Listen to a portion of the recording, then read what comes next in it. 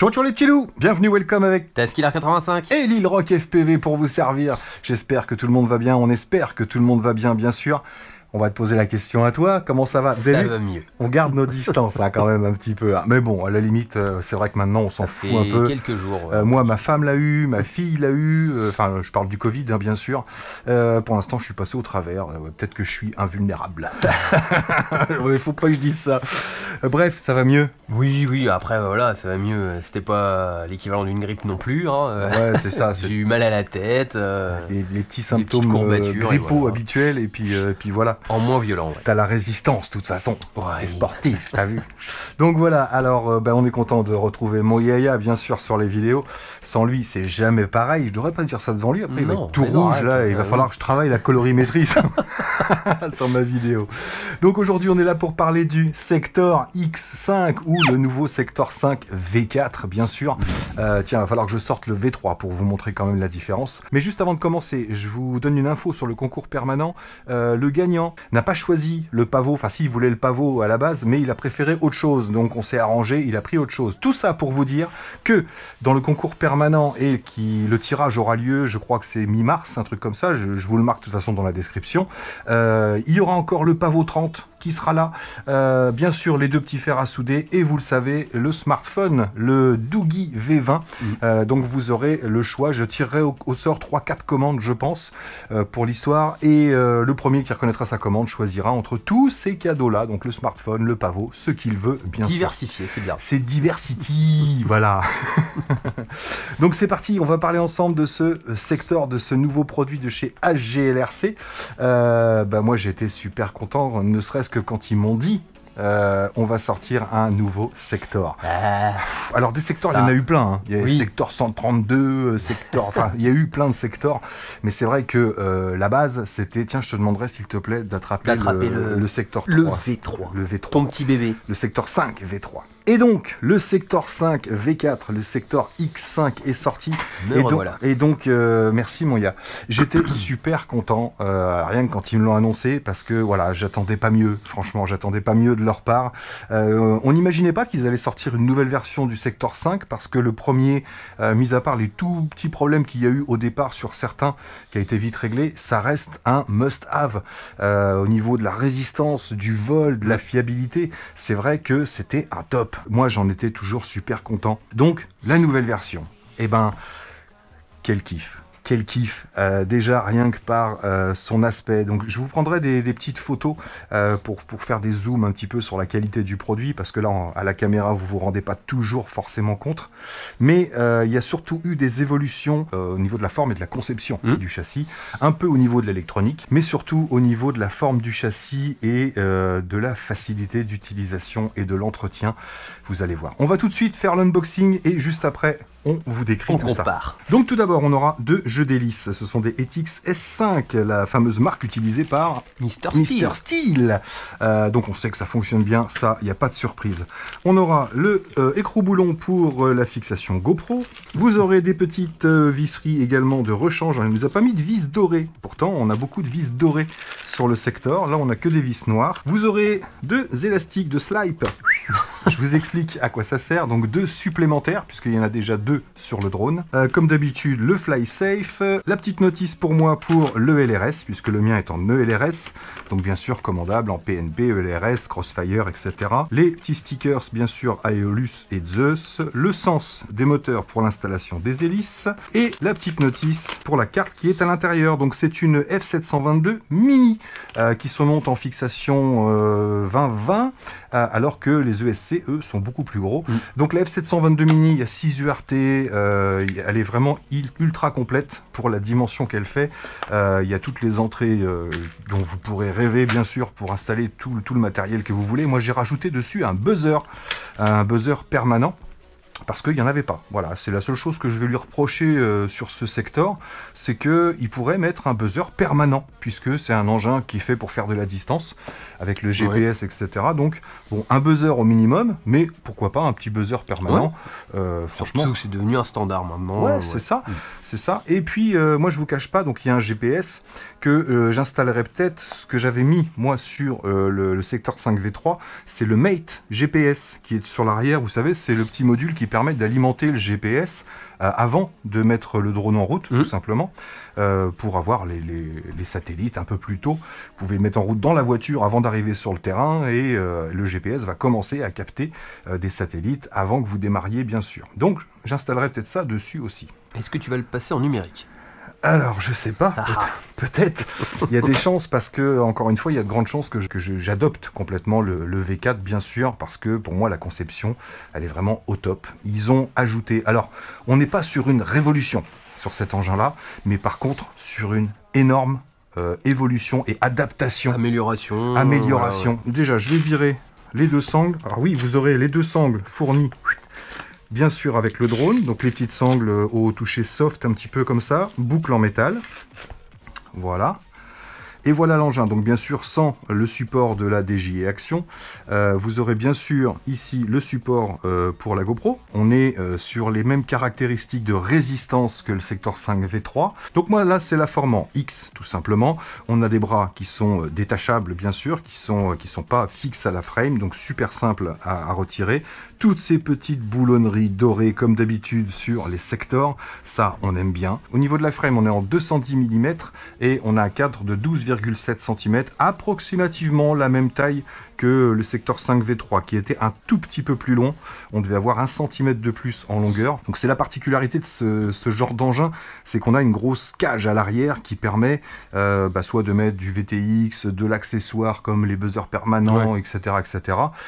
Soit de passer en numérique sans aucun problème. Qu'est-ce qui va changer surtout par rapport au V3 ? Déjà, c'est cette avancée en aluminium CNC ici, soit un 5, soit un S, mais franchement c'est design, c'est fun.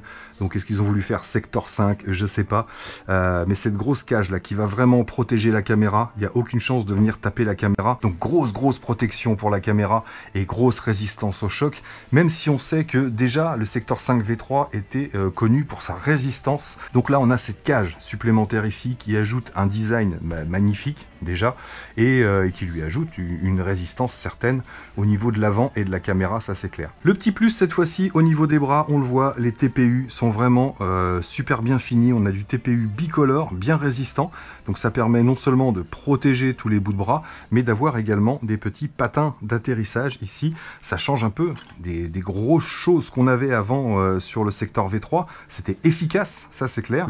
Là, je pense un peu plus esthétique. Ouais. Là je pense qu'on a la même efficacité, mais tout en étant beaucoup plus esthétique. Ça je trouve ça super sympa. On a toujours ce petit TPU à l'avant qui peut encaisser des frottements plutôt que le cadre. Une épaisseur de bras de 5 mm. On est en 2,5 sur la top plate et la bottom plate. Et on est en 3 mm ici sur ce petit renfort, donc on a vraiment quelque chose de résistant. Je vous dis c'est similaire par rapport au Sector 5 V3 de base.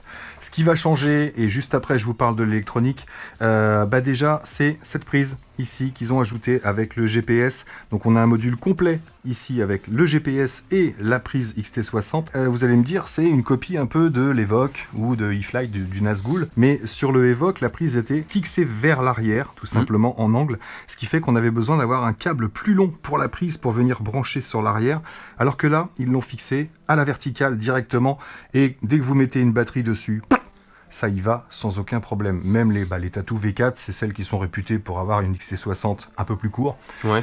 Ça y va sans forcer, on n'est vraiment pas embêté. Donc gros plus encore au niveau de cette fixation. Comme je vous l'ai dit, pas une révolution, mais une évolution, ça c'est clair. Au niveau de l'antenne VTX, je sais pas ce que vous aurez dessus, puisque moi j'avais une version prépa, et je n'ai pas eu l'antenne VTX, donc j'en ai mis une à moi. Mais je pense qu'on aura un truc dans ce style-là. Je pense qu'ils vont pas nous mettre un petit marteau trop court, vu qu'il est fait pour le long range. On aura quelque chose d'assez long j'imagine. Moi il est en ELRS, donc j'ai un support ici pour de l'ELRS ou du Crossfire, donc du TPU encore une fois bien intégré et bien résistant. Donc avant d'abîmer ça, il va falloir y aller franco j'imagine. Donc les moteurs sont toujours des Aeolus 23065 et moi là c'est la version 6S en 1900 kV. Vous pouvez l'avoir en version 4S et vous avez également les moteurs en 2207 au choix. Okay. Donc soit 2207 soit 23065. Personnellement, pour la version 6S, en ce qui me concerne, je suis fan des 23065. La preuve, j'en ai d'avance. J'en ai toujours 4 d'avance. C'est ce qui mettait sur, tu sais, celui qui avait la belle caméra, là, comment il s'appelait, HGVRC Win5, il était équipé de ces moteurs-là. Celui qui est dans ma grosse boule là-haut, c'est encore du 23065. J'adore ces moteurs, franchement, si vous les avez jamais testés, testez-les, essayez-les, ils sont pas trop chers, ils ont un bon rapport qualité-prix. Donc si vous hésitez entre 2207 et 23065, personnellement je vous conseillerais le 23065 en 6S. Et vous pouvez hésiter pour la version 4S, mais est-ce qu'on va avoir une énorme différence au niveau du pilotage? Moi après, à notre niveau, est-ce que on distinguerait ça avec les différences de stator et tout? Je sais pas. C'est ça. Moi j'ai qu'une chose à vous dire, c'est que les 23065, j'en suis super content. Et comme d'habitude, quand ça marche, pourquoi changer? Oui. C'est comme quand un firmware fonctionne, pourquoi changer de firmware? Bref, j'adore les 23065. La carte de vol, c'est une F722 Mini, on l'a vu. Les ESC, c'est du Zeus également, 45 ampères qui monte à 55 ampères en pic. Donc là, on est bien équipé. Alors aujourd'hui, on ne devait pas aller voler. Non. On devait juste vous faire une petite review de l'engin, vous dire ce qu'on en pensait comme ça, esthétiquement et au niveau des données. Et du coup, ce matin, on a eu un rayon de soleil et j'ai appelé mon Yaya. Et il pensait à moi. Il se disait, mais oui, il y a du soleil. Il y a du soleil, il va m'appeler. Donc on s'est dépêché d'aller voler. Et là, on a volé, on a fait 2-3 lipos. Donc on va pouvoir vous donner notre ressenti vraiment sur cet appareil. Et je vous donnerai mon ressenti sur la Zoro aussi. Et sur la Zoro, oui, c'était la première fois que tu pilotais la Zoro. Donc pendant que je vous parle, tiens, je vais vous laisser Yacine. Je sais pas s'il va vouloir ajouter 2-3 trucs, mais moi je vais l'ouvrir. Qu'est-ce qu'il y a eu de retiré par rapport à l'ancienne version? Les LED sur les bras. Ouais, on avait les petites LED sur les bras du secteur 5 V3. Mais sinon, après, dans l'ensemble, oui, la F722 Mini, forcément, contrairement à avant, c'était une F722 classique. Ton VTX, c'est 800 mW maximum, je crois? C'est ça, le VTX, c'est un Zeus aussi qui monte à 800 mW. Donc on va avoir suffisamment pour de la longue portée. Nous, pour le vol, on a fait un test, on est allé jusqu'à... on a fait 1 km et des bananes. Je crois que tu as fait même 800 mètres avec en 25. Voilà, déjà j'ai fait 800 mètres en 25 mW. Avant d'augmenter la puissance du VTX. Donc tout ça pour vous dire que le VTX est performant quand même. Mais ouais, on voit que le carbone a été chanfreiné à certains emplacements des vis pour faire rentrer les têtes. Ouais, c'est ça. Les vis qui sont au niveau ici de la batterie sont des vis tête plate, contrairement aux vis, aux autres vis qui sont des têtes rondes. Et donc là, oui, on est chanfreiné pour que ça rentre vraiment. Même si on n'a pas le pad, on a les vis qui sont à fleur. Qui ne vont pas aller abîmer la batterie tout simplement. C'est intéressant, on démonte pas toujours les engins, mais là je pense que c'est intéressant de vous montrer quand même la conception. Hop, voilà. Donc ce petit bloc dont je vous parlais, bloc complet avec le T60 et le GPS, donc vraiment un truc costaud. Ici la petite plaque elle est juste clipsée ici pour avoir une force sur la fixation de caméra entre les deux pour relier la caméra et l'arrière ici. Et donc on a accès à l'intérieur avec ces fameux 2 élastiques. À quoi vont nous servir ces élastiques? C'est un petit peu le concept de l'Evoque où on avait des plaques latérales. Ça évite les projections, ça évite l'humidité pas forcément parce que l'humidité va rentrer partout, mais ça va surtout éviter les projections et d'en arriver à ça, tout ce qui est projection d'herbe, de brindilles, etc. qui vont pouvoir aller là-dedans, même si vous passez au travers de branchages. Donc je vous parle pas de grosses branches de 5 cm de diamètre, mais tout ce qui est branchette va pouvoir aller gratter un petit peu tout ça, les petits câbles, etc. Et on va pouvoir projeter, qu'on soit en prop-in ou en prop-out, on projettera toujours des saloperies et de l'humidité, parce que même si le temps est, même s'il ne pleut pas et que l'herbe est humide le matin ou autre, si vous touchez de l'herbe, automatiquement vous allez projeter de l'humidité à l'intérieur. Donc c'est à ça que vont servir ces petits élastiques et je trouve ça super intéressant et super intelligent. On va pouvoir les retirer complètement, c'est super simple à retirer, voilà, et on a accès à l'intégralité du bébé. Donc comme je vous disais, la F722 qui est montée en 2020 et juste en dessous les gros ESC Mastoc. Le montage est super propre, les soudures sont nickel. Sur l'arrière ici donc le VTX, le Zeus, avec on a les petits LED également pour vérifier sur quel canal on est. Et ça vous l'avez dans l'OSD bien sûr. Et chose que vous n'aurez pas, c'est ce petit buzzer permanent que j'ai ajouté tout simplement. Et donc voilà pour le montage de ce petit engin. Franchement je le trouve super propre.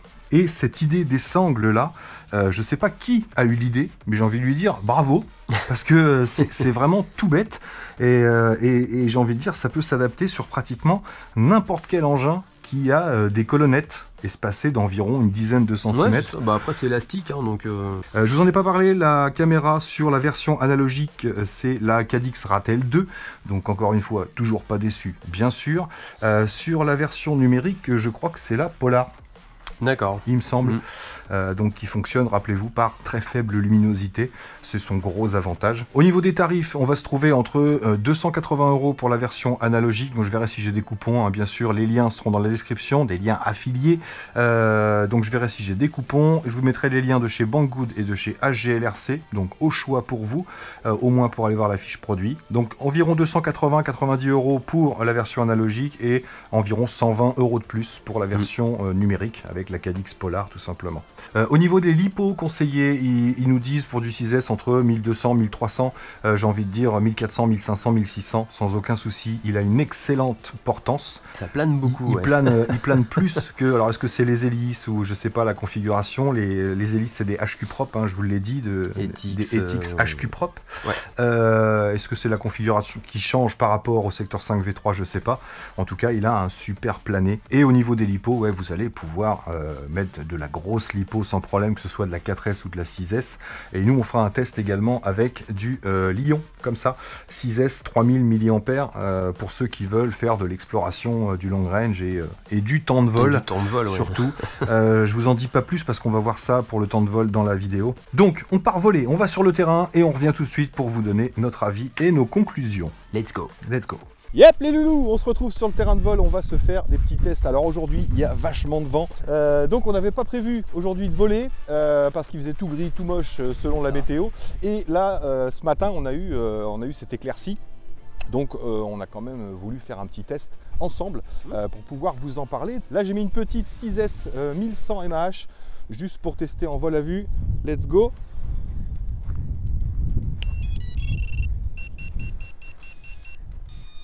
Pif, nous sommes connectés. Préarmement, armement. Bon déjà, ça démarre, c'est bon signe.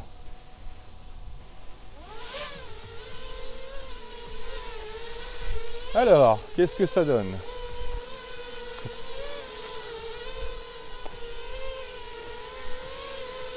Donc beau bébé, c'est clair, beau joujou. Ils ne demandent que ça. Alors, les petits tests qui vont bien.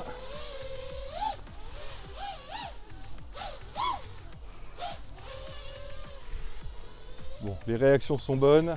On a vraiment le vent qui nous pousse à l'opposé. On a le vent dans le dos, hein. Je vous ai dit, faites attention à ça si vous volez, surtout en vol à vue. Donc, allez, c'est parti pour un petit test de punch en 6S 1100 mAh. Censé dans 3, 2, 1... droit, ça ne bouge pas, c'est propre, c'est poussé par le vent comme il faut, c'est péchu,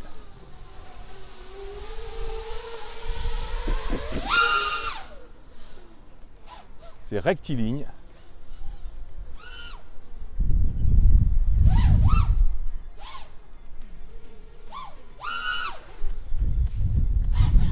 ah il se projette hein, comme il faut. Et il est stoppé net. C'est les mêmes moteurs que sur le secteur 5 V3? Ouais, c'est ça, c'est les 23065. Moi, c'est mes préférés, hein. Franchement, j'ai jamais eu de galère avec ces moteurs-là. Ouais, ça marche. Hein. Ça part comme une bombasse. Bon, ben moi, ça me va. Hein. En matière de vol à vue, j'ai pas grand-chose à faire de plus. C'est pas la peine de se tester de l'horizon ou autre. Bon, juste pour le fun alors. Hein.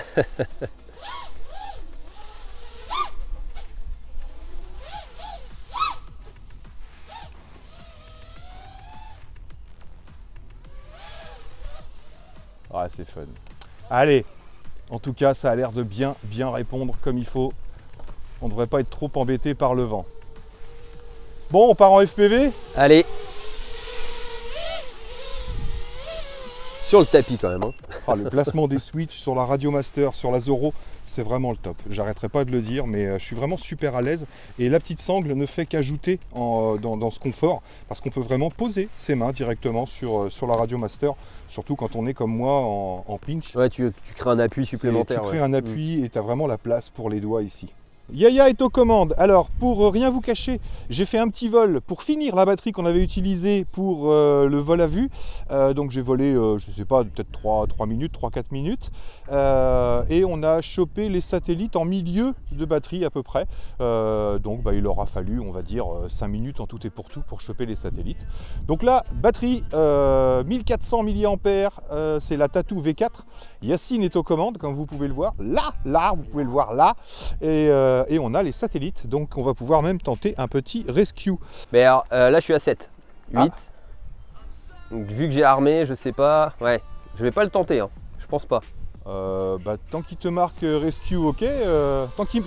Tant qu'il te marque pas rescue non actif, il n'y a pas de souci. Alors je te laisse le prendre en main tranquillement et moi je vais vérifier les données satellites. L'altitude a l'air correcte. La distance au point de décollage a l'air correcte aussi. Voilà, il met NA. Oui, non actif. Ouais, non actif. Ouais. Ah, la radio est vraiment bien. Là, la Zoro. Ah ouais. Ah oui, c'est la première fois toi que tu pilotes réellement avec. Carrément. Et pour les PIDs, donc bien sûr je mettrai mon Betaflight en fin de vidéo, mais pour les rates, pardon, là j'ai remis mes rates avec seulement 10% d'expo. Alors le VTX par contre je vais l'augmenter un peu. Alors ouais, vas-y, tu tournes la molette. Alors attends. Tu tournes vers toi. Voilà. Hop, ok, 200. Oh, tu peux mettre à 800 si tu veux. Ouais, ça suffit là. Ah, le vent on le sent bien. Ah oui, on a vraiment du vent aujourd'hui, c'est clair. Mais la radio, vraiment, tout tombe sous la main. Bah oui, puis toi tu as l'habitude avec ta Tango, donc on est dans le... On est dans la même form factor, ouais.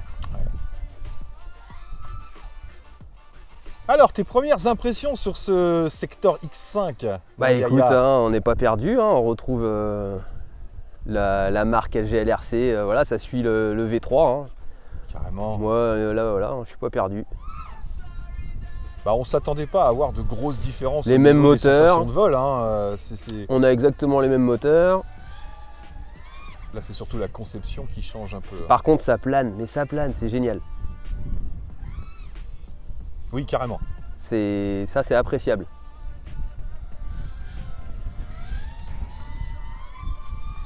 Ah ouais, t'es pas à l'économie toi là. Hein. Je prends de la hauteur. Alors là, Yaya il est en mode freestyle hein, et moi je serais plus en mode... en mode cruise. En mode explo. Bah oui, pour voir aussi l'autonomie. Alors on fera un test, là j'ai pas prévu puisque encore une fois notre sortie n'était pas prévue. Mais on fera un test aussi avec la 6S en Lyon, la 3000 mAh. Pour voir au niveau de l'autonomie, vu qu'il est prévu pour du long range celui-là. Là, je capte très bien, pas de problème. Je précise que j'ai monté mon ELRS sur 250 mW dans le doute, mais là j'aurais pu rester largement en 50 ou en 100 mW, hein, sans aucun souci. Donc là c'est l'endroit où on va un peu moins capter parce qu'on n'est pas dirigé par là. Hop, moi je peux tourner ma tête, voilà. Et l'overing, fais-nous un petit overing, voir à combien tu dois être au throttle. Throttle, on va voir. À mon avis, pas très haut. Et encore, tu es en marche avant. Hein. Ouais. Donc là, on est aux alentours des 20%. 20, 22, ouais. Tu dois être à 15, 16 si tu étais en surplace. En surplace, tu veux voir? Ouais, je pense. En surplace, pas dans l'herbe. Hein. Voilà. Ouais, tu vois, 17. Ouais. Donc ouais, très très bon maintien et ça consomme pas. Il a vraiment une belle portance quoi.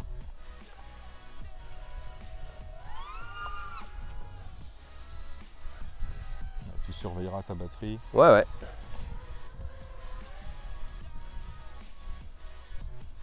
Mais il se maintient très bien. Là-dessus, il n'y a aucun problème. Moi, je teste pas le rescue, tu le feras. Ouais, on va voir si les satellites restent bien stables. Voilà, on est monté. Mais ça va être un très bon freestyler. Et de par voilà, les projections, son maintien en vol aussi, avec sa petite flottaison là. Ouais, et encore une fois, je suis en... Donc là, j'ai pas de GoPro ou d'autres caméras dessus, mais je suis qu'en 1400 mAh. À savoir que sur celui-là, vu sa portance et ce qu'il supporte avec les moteurs, on peut monter plus haut hein, en milliampères. 1500, 1600 mAh sans aucun problème, j'imagine, en 6S. On va aussi pouvoir voler en 4S, bien sûr, pour ceux qui veulent faire que du cruising. Et là, on va pouvoir monter à 1800 mAh sans problème. Belle petite ligne, ouais, c'est à chaque fois que tu passes sous les arbres hein, près de nous là.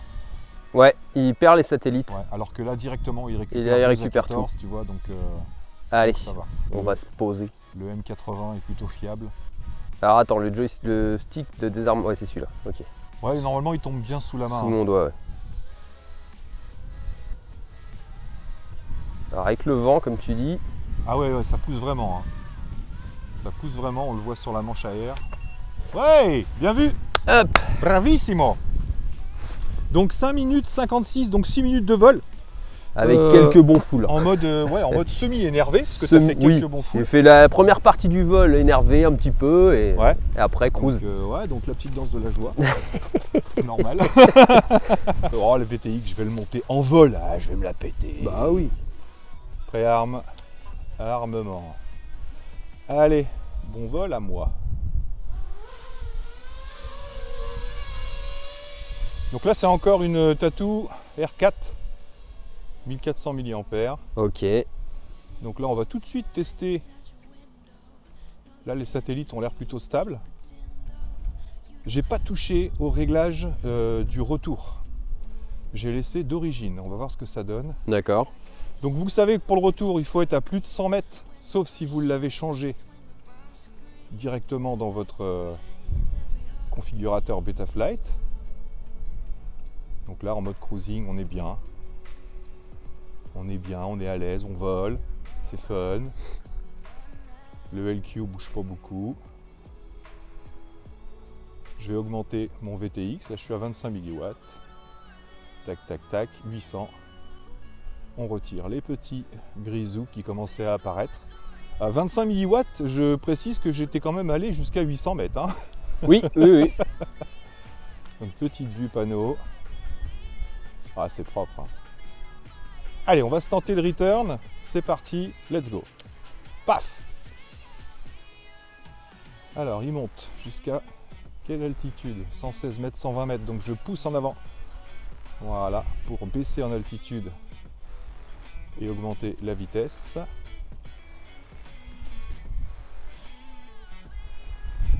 il revient de travers. Hop. Là, il couine, hein. On l'entend loin. Ouais, parce que j'ai poussé en avant, donc il a pris vachement de vitesse.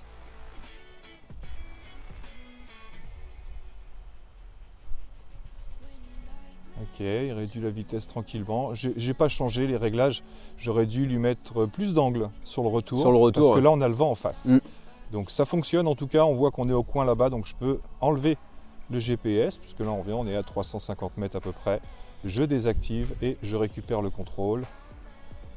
Je récupère le contrôle. Ah, c'est ça, récupère. Ok.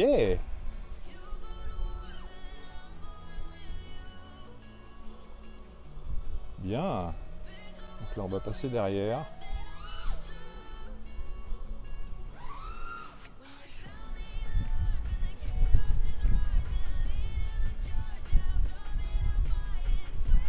Là, on a un peu plus de parasites, bien sûr. Je suis assez loin derrière les arbres. Ça y est, je récupère.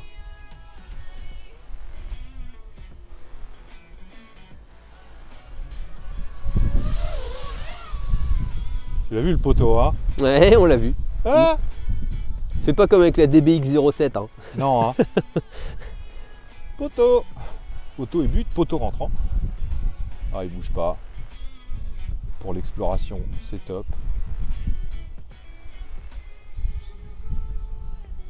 Donc là, je fais pas le fou, hein. Vous avez vu le DVR de Yacine pour tout ce qui est freestyle. Moi, j'essaye de pas trop bouffer la batterie.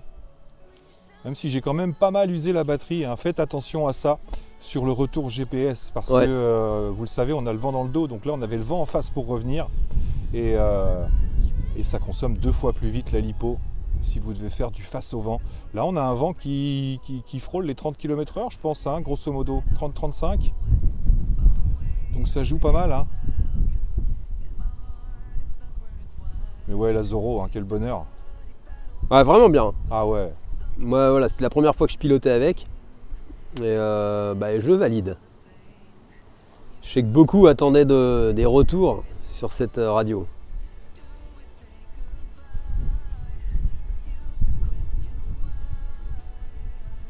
Ah, la projection se fait terrible. T'as un gain de place en plus par rapport à la TX16S. Ah bah oui, là je la mets dans mon sac où je veux, dans n'importe quel casier. J'abandonnerai pas la TX16S. Hein. J'avoue qu'au niveau confort, je kiffe toujours autant. Ça passe.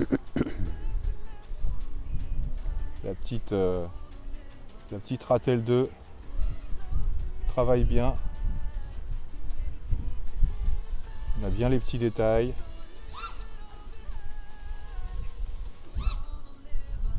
Bien réactif.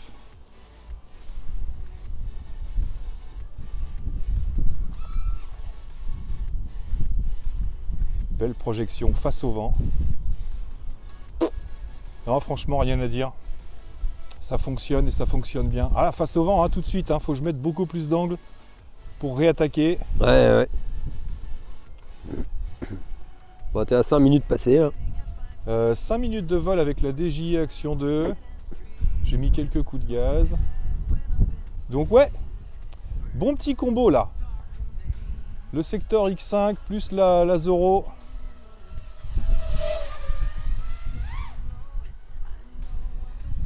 On a la petite pêche qu'il nous faut.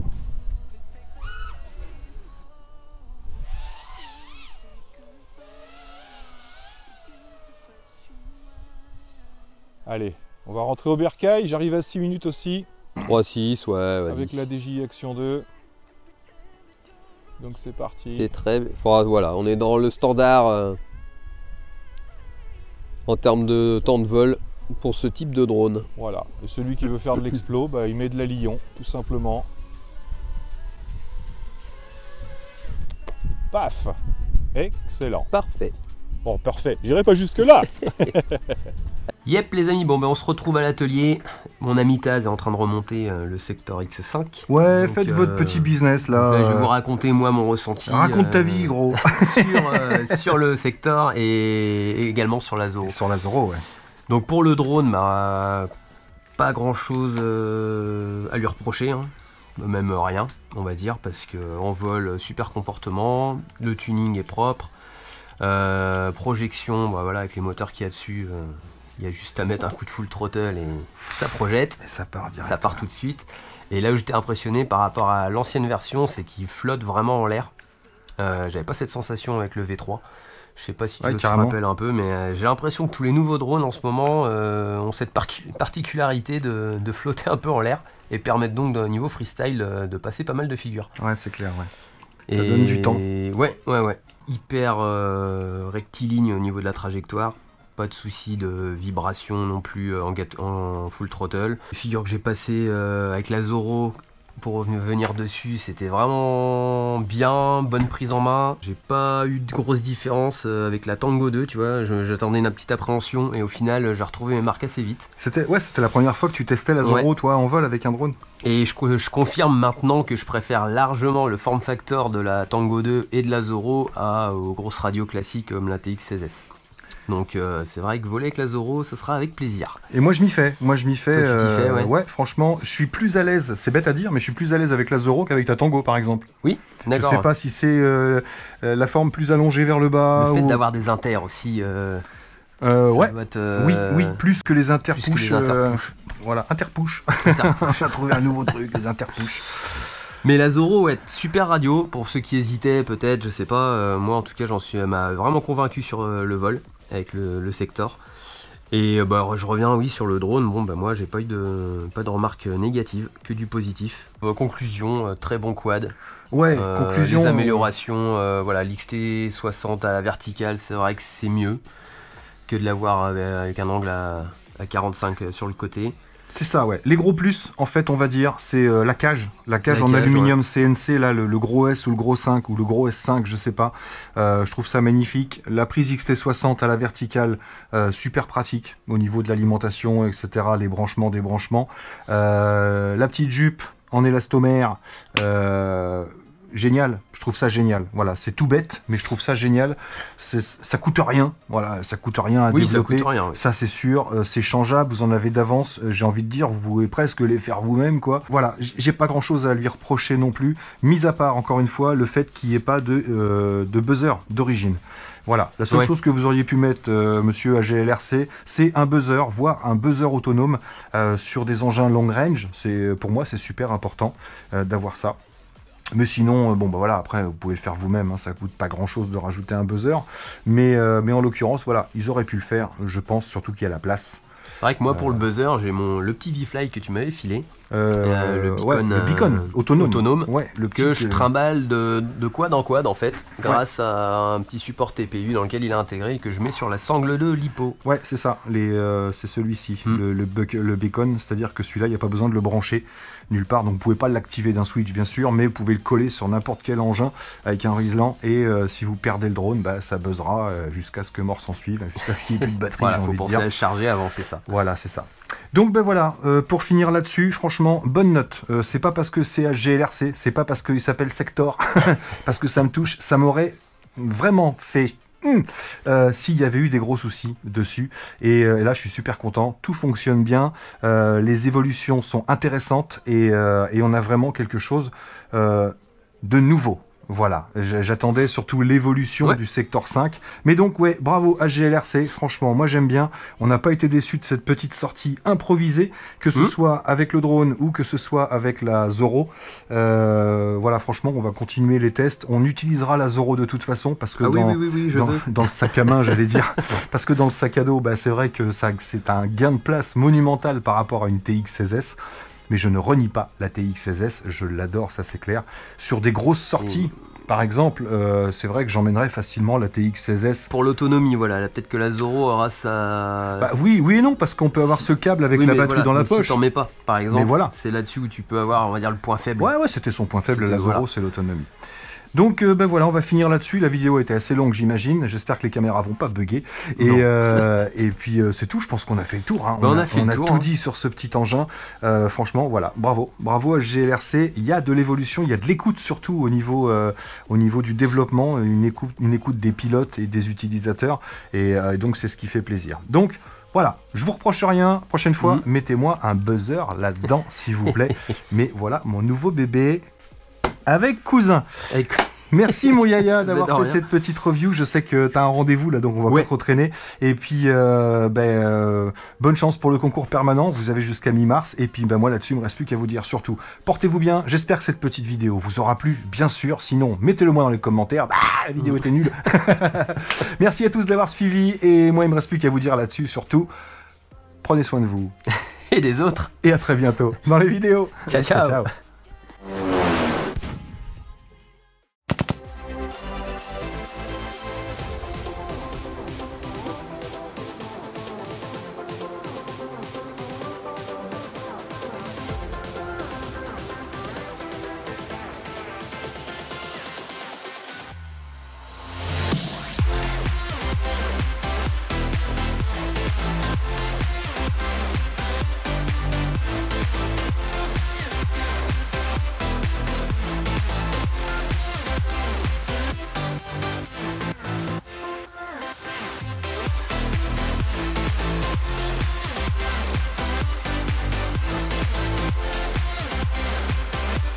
Donc, dans la boîte, on va retrouver 2 jeux d'Helix.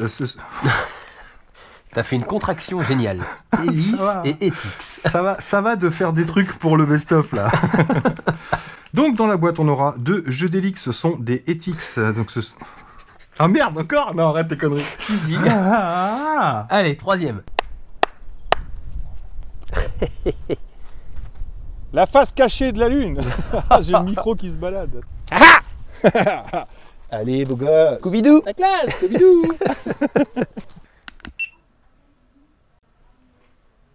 37 minutes. Il est content.